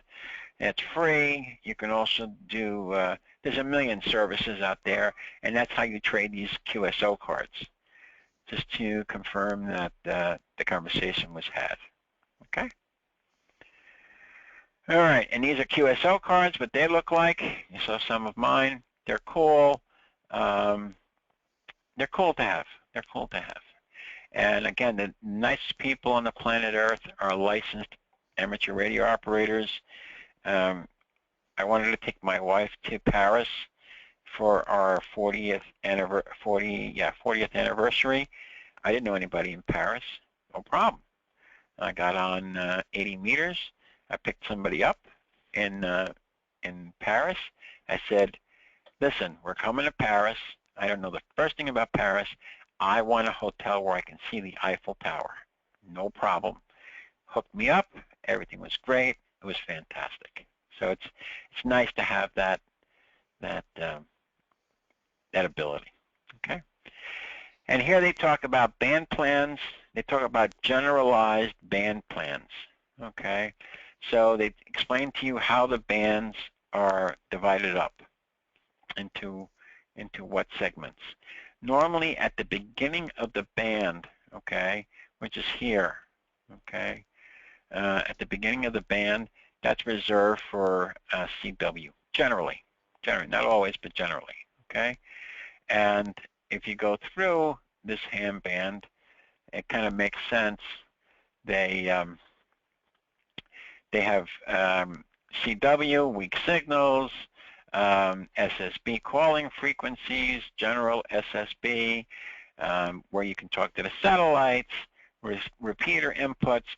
So there is a plan to kind of determine how the band is broken up. On 2 meter, the national simplex calling frequency, 146.520, okay? Guaranteed, you have a problem, you get on 146.520, somebody will answer you sooner or later. Okay, remember this is simplex, so depending on your antenna and your system, it can be far away or not far away. Okay, but people do monitor this. Also, if you want to get on it when it's not an emergency and you just want to meet somebody, you'll say 146.520. That's QSY. QSY means let's go to a different frequency. So you make the call, you meet the person, and then you move on to a different frequency. Okay? All right, cool. Beacons.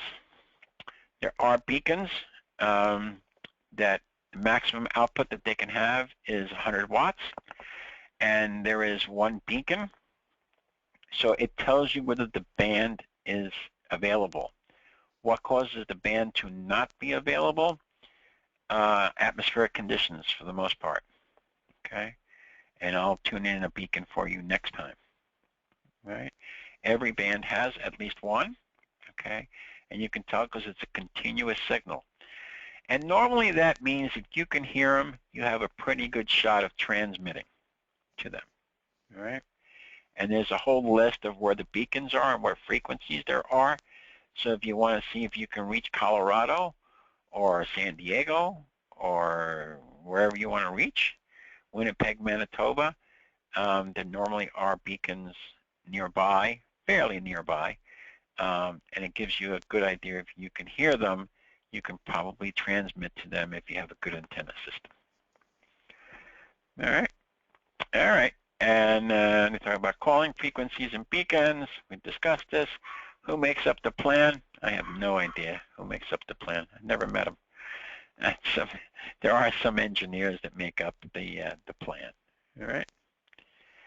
All right. That's it about plans. Contacts, we talked about this. Okay. Repeater contacts, always listen. Okay. Keep the transmits short. Identify every 10 minutes. Every 10 minutes you identify, and you identify every 10 minutes. Why do you think I said that 3 times? Because it's the law.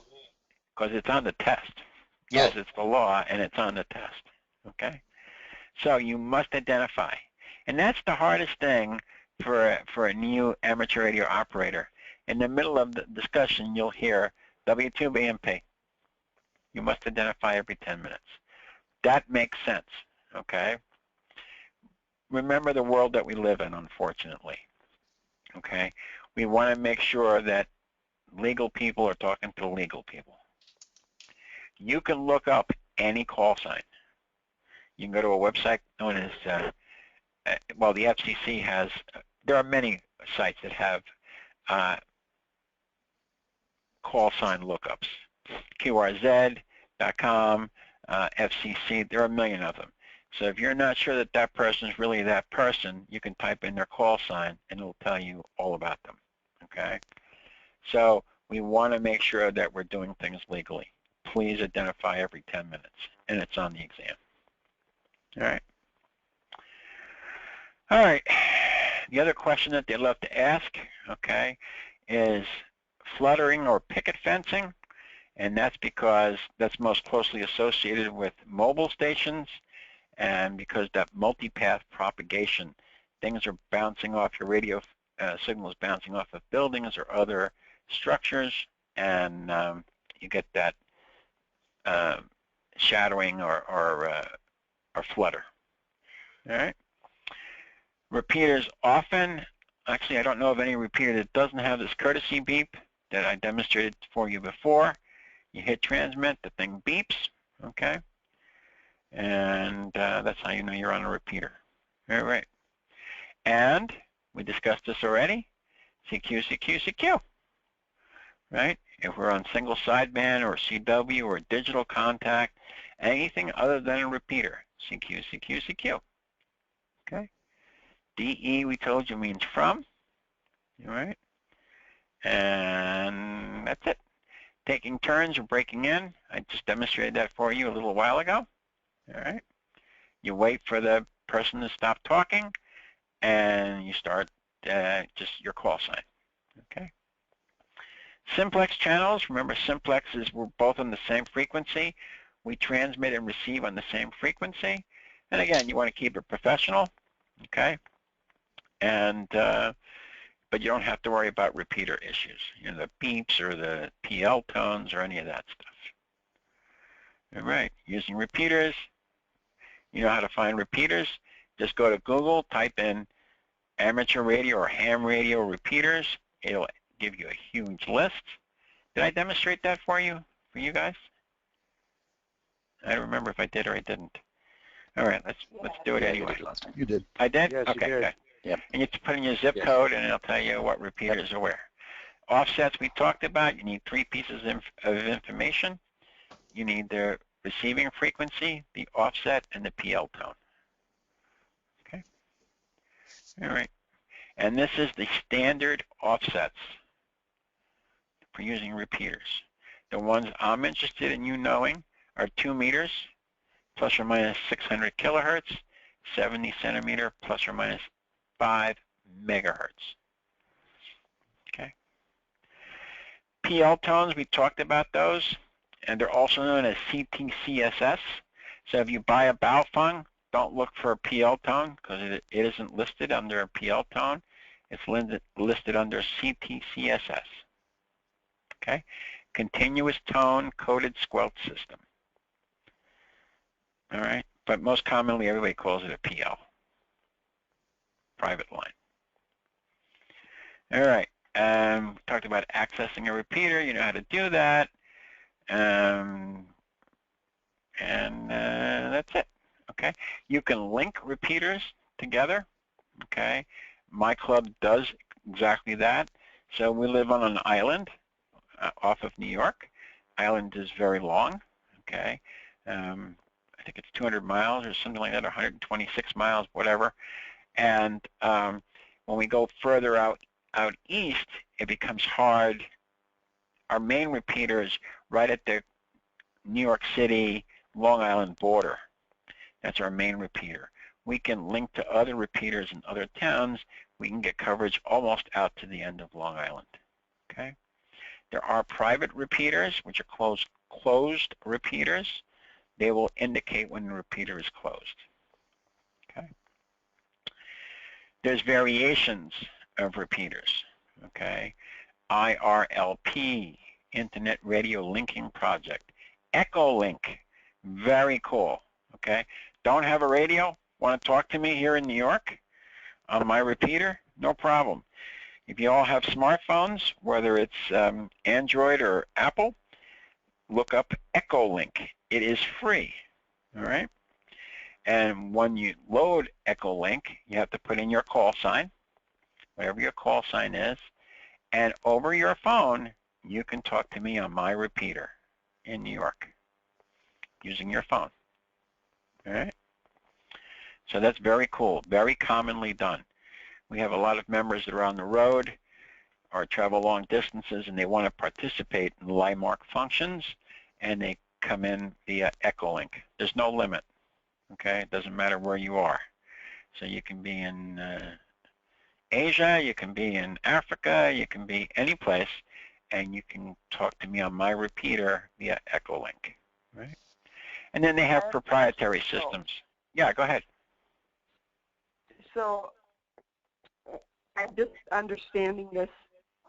Let me turn off my mic. Okay. Well, if you turn off your mic, I can't hear you. All right. Otherwise, normally you get your when you get your license, it's in a specific location. Is that what it is, Joe? And then if you're going to move, you can use Echolink, or can you use like a bell phone? Yeah, you can. If you're traveling. Yeah, your license follows you any place on the planet Earth. Your license is your license. It's like your last name. It's like your first and last name. It uniquely identifies you. However, where do you live? What state do you live in? I live in Minnesota, but I just got done traveling all over the East Coast. I just arrived back this morning. Oh, okay. Wow. That's another one that's very dedicated. So let's say you wanted to talk to me on my repeater, 146850 from Minnesota. You can't do that, okay, because my repeater isn't powerful enough to reach you.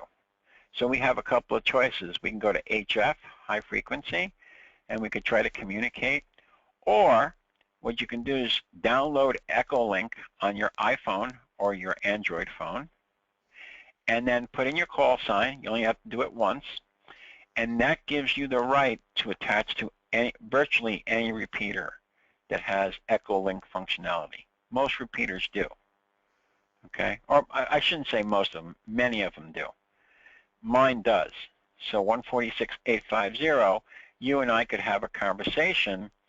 You use your phone, and I would use my radio because I'm close to my repeater. I can do the same thing for you. So in Minnesota, let's say you lived in Minneapolis, for example, I could look up your repeater and see if it has Echolink, and I could say, hey, I'll talk to you. I'll call you at 8 o'clock. You would use your Baofeng, your regular radio, and I would use my iPhone via Echolink, and we could have a conversation. Does that Okay, so reversing that, though, yeah. The question I'm wondering is, can I use my Baofeng when I'm out of my home state? And I think the answer is yes. Absolutely. You can use it as long as there's an agreement with that country, and there are very few countries that don't have an agreement with us. You can use it any place on the planet Earth. Some countries require a temporary license that you must apply for, but it's just paperwork. But the answer is you can use your radio any place in the United States and Canada. Okay? No problem. I do it all the time. Thanks. All right, Hey, no Joe, problem. I got a question. Yes, sure. Okay, back earlier when you were chatting with that young man from Denmark. Yeah. What frequency were you on? I thought maybe you were using your HT through a repeater. Well, I'm using a special type of radio. So a new type of radio, not a fairly new type of radio, is called DMR radio. Oh, that's right, that's right. Right, and DMR combines internet and radio in one small compact unit. So that we have a special repeater called a DMR repeater. It's hooked up to the internet. And what it does is I'll make a call, okay?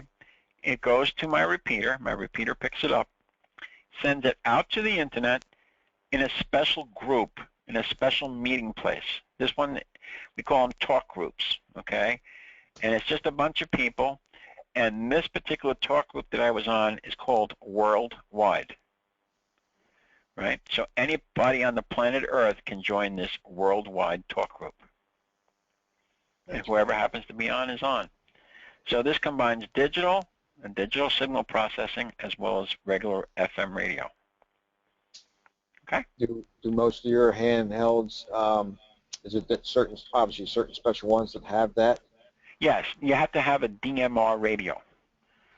Yes, you have to have a DMR. So again, it's like I think one of the questions that I was asked early on was, what kind of radio should I buy? And that's like me asking you, what kind of car should I buy? Well, you don't know enough about me to give me an answer. Depends on what you want to do, okay? DMR is great, especially for your class license when you don't have a lot of HF privileges and you want to talk to people all over the world. DMR is fantastic, okay? All you do is hit the worldwide group, you know, CQ or Hi W2BMP, anybody on, you'll talk to people all over the planet, and it's a blast. It's a blast.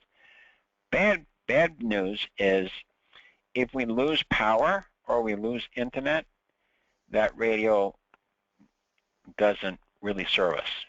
It's, you know, you can use it for a doorstop. That would be good, you know, fishing weight. Although most DMR radios also do 70 centimeter or 2 meter analog.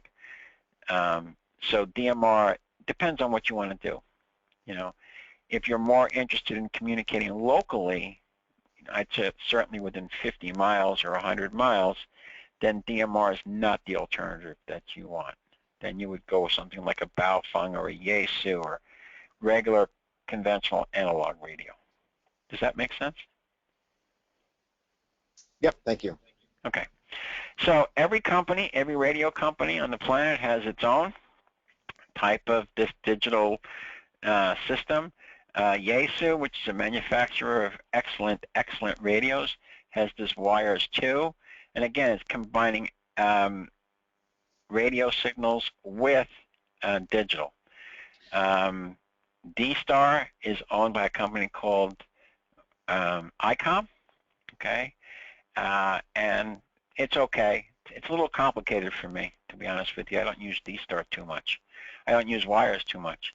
DMR is the digital mode or the digital radio that I like because it's simple to use and it's open source. Everybody's always coming out with something new. And this diagram kind of shows you how this works, right? So here's Joe. I'm over here, okay? And I hit my repeater, right? It goes out through a computer, goes out through the internet, back to another computer, to the local repeater. Now, I could be in New York and this guy could be in China. No problem. Well, you heard it. We were talking to some guy in Denmark, right? So, and the audio is very clear compared to regular FM. All right? All right. Joe, does that have the capability to be selective? Yes. Yes, you can have private talk groups. Yes, absolutely. And No, it's I mean, a blast. can you say you want to talk specifically to pick a city? Yeah, you can. Actually, it's divided into regions. So yes, you can pick. Normally, it's not just one state. You can, like for example, we have a New York, New Jersey, Connecticut group. All right, and that's the tri-state area for us. That's the most common for us. You can also go to the regional. All right, Northeast region. So I can go from New York all the way up to Maine, for example. That's another region I can select. I can select East Coast if I so desire. Everything from Maine to Florida. I can select West Coast.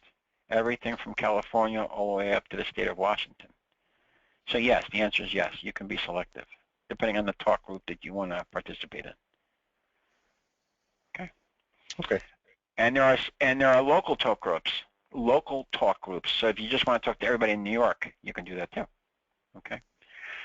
All right. So they talk about all these different standards. You can read that at your leisure. Okay. There is one type of digital mode called IRLP. Okay, which is excellent. The thing that you need to know about IRLP is your radio needs a node, N-O-D-E number. Why do I bring that to your attention? Why do I signal that out? I am not an IRLP guy. The answer is because it's on the test, okay? So what digital radio mode requires a node? IRLP. Gloria, you got it right on the test. How do we locate talk groups, Joe? Are there a list on the internet? Yes, there are. When you buy your DMR radio, there is a thing called a code plug, C-O-D-E plug. And that's a bunch of people who came up with the most popular repeaters in your area. You can download it and upload it to your radio instantly, and all the hard work is done for you. Yes, there is, there's a million places you can look up talk groups, all right? So please remember, IRLP, node. You need a node. It's on the test, okay? All right, and nets, we talked about this. There's one last thing. I know we're running a few minutes over. So nets are a bunch of people who get together and they talk about different things. There's a net for astronomy, and there's a nostalgia net, and there's a computer net, there's a technical net. There's every net you can think of throughout the country, okay? And just people we meet at a certain time. For example, one of the most brilliant people on the planet Earth that I know regarding radio, I think he has like 150 patents or something. Sunday nights, 8 o'clock Eastern Time on my repeater, 146.850.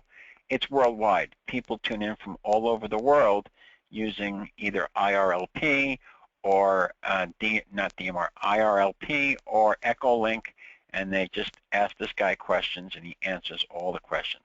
Guy is amazing, okay? That's a net. There's also traffic nets, there's emergency nets, there's all sorts of different nets, people just getting together at a specific time on a specific frequency, okay? All right, here's the promise that you need to keep to me. You've made this promise, whether you like it or not. Emergency nets, okay? Right here, I want you to really look at this. I'm going to send you one of these forms. This is your obligation and your job. And this is what you are going to return to me for me spending time teaching this class. Radiograms. The single most important thing that you can do, or one of the most important things that you can do as an amateur radio operator, is be part of a traffic net, okay? Heaven forbid you have an emergency where you live, okay? And you need to tell your family located hundreds or thousands of miles away that you're okay. This is how it's going to happen, okay? We've used them in every hurricane.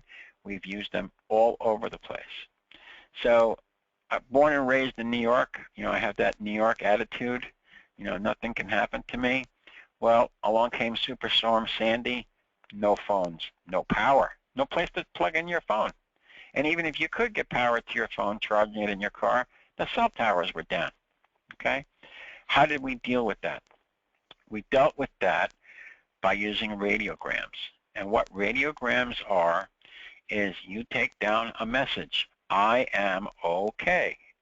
You know, Seal and Joe are fine. You know, have food and water. It's like a telegram, an old-fashioned telegram.